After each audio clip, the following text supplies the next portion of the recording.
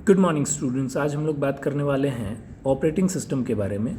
Operating system के बारे में कुछ छोटे छोटे पॉइंट बना के मैंने लिखे हैं जो कि आपको समझने में थोड़ा हेल्प करेगा। तो ऑपरेटिंग सिस्टम कोई एक तरह का काम नहीं करता है, ये कई तरह के काम को एक साथ कंबाइन करके करता है। तो जब कभी भी कोई मेरे से पूछता है कि व्हाट इज़ ऑपरेटिंग सिस्टम, मेरे लिए काफ़ी मुश्किल हो जाता है कि मैं क्या कहूँ कि what is operating system. Operating system क्या करता है? रिसोर्स को मैनेज करता है। ऑपरेटिंग सिस्टम एप्लीकेशंस को भी मैनेज करता है। रिसोर्सेज यानी कि जो भी हार्डवेयर आपको अवेलेबल हैं, स्पीकर्स, प्रिंटर, कुछ भी, तो वो सब। एप्लीकेशंस यानी कि उसमें जो जो इंस्टॉल्ड एप्लीकेशंस हैं, इसके अलावा जितने भी उसमें ड्राइवर्स हैं, डिवाइस ड्राइवर्स, उन सब को मैनेज करता है। उसके अलावा यूज़र एक्सेस, कब कौन सा यूज़र किसको एक्सेस कर सकता है, किस चीज़ को, इसको भी मैनेज करना इसी का काम है। साथ ही साथ सिस्टम सॉफ्टवेयर को भी यही मैनेज करता है। सिस्टम सॉफ्टवेयर भी आप समझ ही रहे हो मैं कहाँ रेफ़र कर रहा हूँ। और यूज़र इंटरफेस, एक तरह का ये यूज़र इंटरफेस है। सम ओवर अगर करें तो एक तरह का ये यूज़र इंटरफेस है through which user communicates to it. तो काफ़ी सारी चीज़ों को एक साथ कंबाइन कर देता है ये। एक तरह से ये पैकेज है एप्लीकेशन सॉफ्टवेयर का और सिस्टम सॉफ्टवेयर का। साथ ही साथ डिवाइस ड्राइवर्स का भी एक समझ ही लो आप, मतलब उसको मैनेज कर रहा है, मैनेजर भी है और कई सारे इनबिल्ट सॉफ्टवेयर्स भी हैं इसमें। तो मोटा मोटा आइडिया आप ऐसे लगा लो कि कंप्यूटर को यूज़ करने के लिए एक यूज़र इंटरफेस प्रोवाइड करने का काम ऑपरेटिंग सिस्टम करता है। और साथ ही साथ वो बैकग्राउंड में जितने भी कैलकुलेशंस करने हैं कि कब क्या टास्क परफॉर्म होना है, इन सब को मैनेज करने का भी काम करता है। ठीक है, मान के चलो कि ये इस तरफ कंप्यूटर है, आपका पूरा सेटअप किया हुआ एक कंप्यूटर है, सब कुछ है इसमें। ये इंटरफेस अगर नहीं होगा तो यूज़र कम्युनिकेट ही नहीं कर पाएगा कंप्यूटर से। इसके लिए ज़रूरी है, क्यों कम्युनिकेट नहीं कर पाएगा? क्योंकि अब अगर यूज़र मान के चलो 1 है, 2 है, 3 है, 4 है, हर कोई चाहता है एक ही टाइम पे कि मैं इसको यूज़ कर सकता हूँ। एक ही टाइम पे नहीं, अलग अलग टाइम पे भी चाहता है। तो यूज़र 1 गया कंप्यूटर के पास, इसने कंप्यूटर में कुछ छेड़छाड़ की और अपने अकॉर्डिंग कुछ चेंजेस किए और रख दिया। अब यूज़र 2 आता है, इसको सारी चीज़ें बदली हुई मिलती हैं, इसको फिर अपने हिसाब से उसको कस्टमाइज़ करके फिर, है ना, यूज़ करना है। फिर यूज़र 3 आता है, तो यूज़र को मैनेज करने का काम भी ऑपरेटिंग सिस्टम करता ही है, मैंने आपको बताया। तो वो क्या करता है, यूज़र 1, यूज़र 2, जैसे आप लोगों के सिस्टम में भी कई बार आप देखते होंगे, अगर आप विंडो यूज़ कर रहे हैं तो उसमें गेस्ट का एक ऑप्शन आता होगा। ज़्यादातर लोग आप लोग विंडोज़ ही यूज़ कर रहे होंगे। तो गेस्ट या फिर कुछ अगर आपने कोई नाम असाइन किया हुआ है तो उस नाम से होम या कुछ भी, इस तरह से वो आपको अलग अलग यूज़र का प्रोफाइल दिखाता है कि आप इसके थ्रू लॉगिन करो। आप स्कूल्स में या कॉलेजेस में होते हो तो वहाँ पे आपको लिखा हुआ होता है स्टूडेंट के लिए अलग प्रोफाइल बनी होती है, फैकल्टीज़ के लिए अलग प्रोफाइल बनी होती है ना। वो अलग अलग परमिशंस देने के लिए वैसा किया जाता है। तो ये सारा काम ऑपरेटिंग सिस्टम ही मैनेज करता है।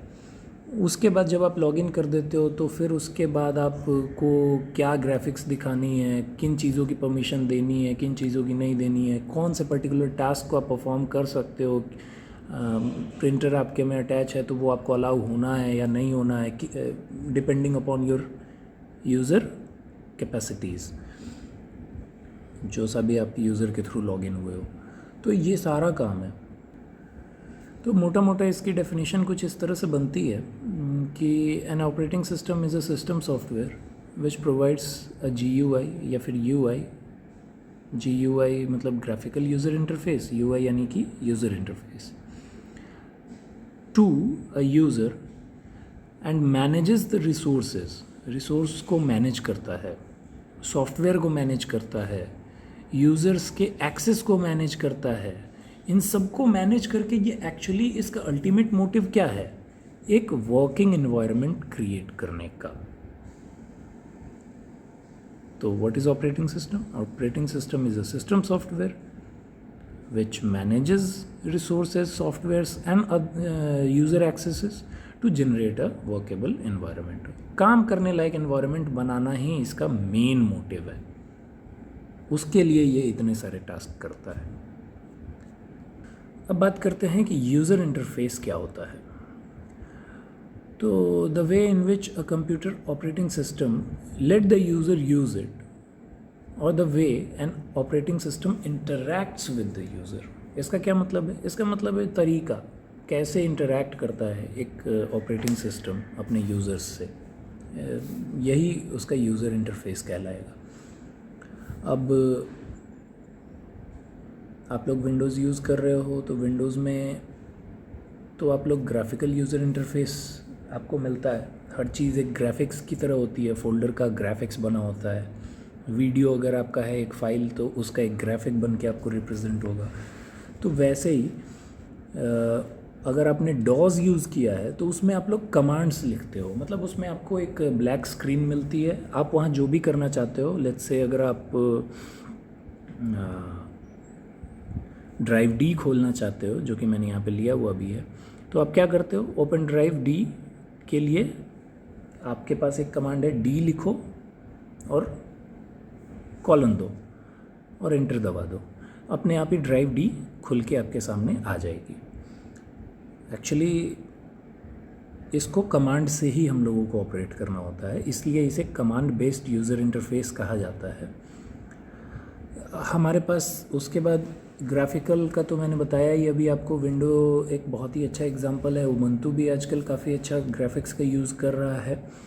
तो ग्राफिकल यूज़र इंटरफेस में आपके पास हर चीज़ की एक ग्राफिकल रिप्रेजेंटेशन होती है। जैसे किसी सॉफ्टवेयर की ग्राफिकल रिप्रेजेंटेशन हो सकती है, किसी ऐसे किसी फोल्डर, फाइल्स, यानी कि what ever your computer system contains can be represented as a graphical picture, और आप उसी पे क्लिक कर करके और उसको ऑपरेट करते हो। ये काफ़ी इजी कर देता है यूज़र को समझने के लिए कि क्या कैसे काम कर रहा है, मेरी चीज़ें कहाँ रखी हुई हैं। अब ग्राफिकल यूज़र इंटरफेस के बाद आपके पास एक टच इंटरफेस भी है। ज़्यादा कुछ चेंज नहीं होता है इसमें, बस आप GUI जो आपका है वो तो होता ही है, साथ ही साथ आपके पास एक टच सेंसर होता है इसमें, जिससे कि आप स्क्रीन पे टच करो और वो ओपन हो जाएगा, या जो भी मैनिपुलेट आप करना चाहते हो, कमांड्स देना चाहते हो, वो आप दे सकते हो, है ना। अब आपके पास वॉइस बेस्ड है। वॉइस बेस्ड इंटरफेस में क्या होता है कि आप कोई भी कमांड जो देना चाहते हो वो आप वॉइस से दे सकते हो। तो ये collection of command plus voice sensor, मतलब कमांड बेस्ड ऑपरेटिंग सिस्टम है अगर आपके पास, और आपके पास वॉइस सेंसर है, तो इस तरह का एनवायरनमेंट क्रिएट किया जा सकता है। साथ ही साथ GUI पे भी यही चीज़ अप्लाई की जा सकती है कि GUI है और आप वॉइस सेंसर दे दो, आप बोलो कि ओपन नोटपैड, तो ये अपने आप ही नोटपैड आपको खोल देगा। इसके अलावा एक और है जो कि जेस्चर बेस्ड है। जेस्चर बेस्ड में आप करते कुछ हो आउटर वर्ल्ड में, तो वो उसको सेंस करके कि हाँ, लेट्स से आपको स्क्रीन को टच करने की ज़रूरत नहीं है, सेंसर लगा हुआ है, वो मोशन को सेंस करेगा। आप हाथ को राइट टू लेफ़्ट स्वाइप करो और वो अपने आप ही समझ जाएगा कि you are asking to change the image, आप इमेज चेंज करना चाहते हो। ऐसी फिल्मों में ऐसी काफ़ी रिप्रेजेंटेशन दिखाई जाती है। रियल लाइफ रिप्रेजेंटेशन तो इतना रियल लाइफ में ये बहुत कम यूज़ होता है, लेकिन फिर भी होता है। सेंसर आजकल आ गए हैं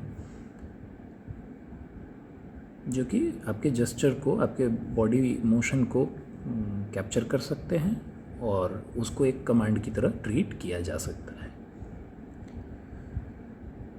थैंक यू, आज के लिए इतना ही। मिलते हैं अगले वीडियो लेक्चर में।